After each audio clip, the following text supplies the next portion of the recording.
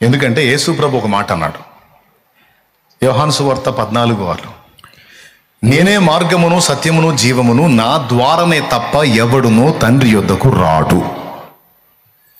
క్రీస్తుకు పూర్వం చనిపోయినాడైనా, క్రీస్తు తర్వాత చనిపోయినాడైనా, క్రీస్తు ఉన్నప్పుడు చనిపోయాడైనా, ఎవరైనా నా ద్వారానే రావాలి తండ్రి దగ్గరికి, కానీ ఇంకొక అవకాశము లేదు అని చెప్పేశాడు.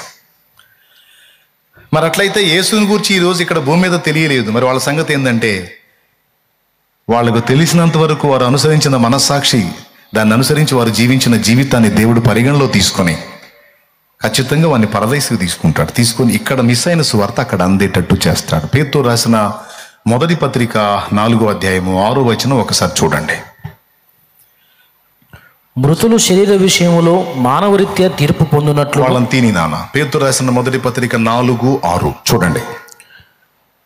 మృతులు శరీర విషయములో మానవరీత్యా తీర్పు పొందినట్లును, ఆత్మ విషయములో దేవుని బట్టి జీవించున్నట్లును వారికి కూడా సువార్త ప్రకటింపబడెను. వారికి, ఎవరికి? మృతులకు కూడా సువార్త ప్రకటింపబడెను. స్తోత్రం చెప్పండి.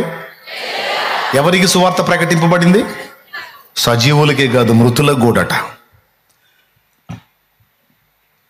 అంటే ఒక వ్యక్తికి చిలకలూరుపేటలో నువ్వు ఒక సమాచారాన్ని చెప్పాలనుకున్నావు, సడన్గా ఆ వ్యక్తి హైదరాబాద్ వెళ్ళాడు. అయితే నువ్వు చెప్పాలనుకున్న సమాచారం హైదరాబాద్ పోయినా చెప్తావుగా.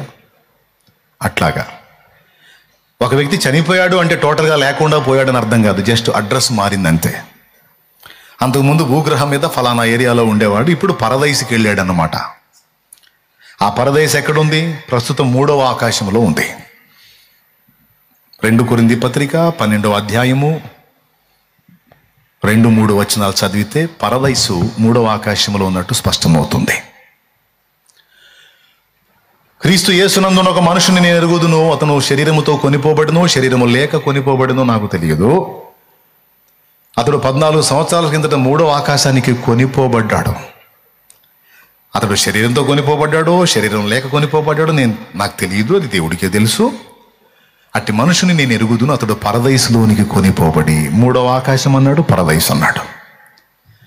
పరదైసు అనే మాటకి ఒక అర్థం దేవుని వనము అని. పారడైజ్, పరదైస్ అంటే దేవుని వనము, దేవుని తోట అని అర్థం. అంటే భూమి మీద ఒక తోట ఉన్నట్టు 3వ ఆకాశంలో ఉన్న పరదైసు కూడా ఒక తోట అని అభివర్ణించాడు, వనము అని. భూమి మీద తోట, చెట్లు, ఇక్కడ మహిమ ఎలా ఉంది, మరి అక్కడ మహిమ ఎలా ఉంటుందో పోతే కానీ తెలియదు. మనం ఇప్పుడే పోవద్దులే, సేవ చేయాలి కదా. స్తోత్రం చెప్పండి గట్టిగా.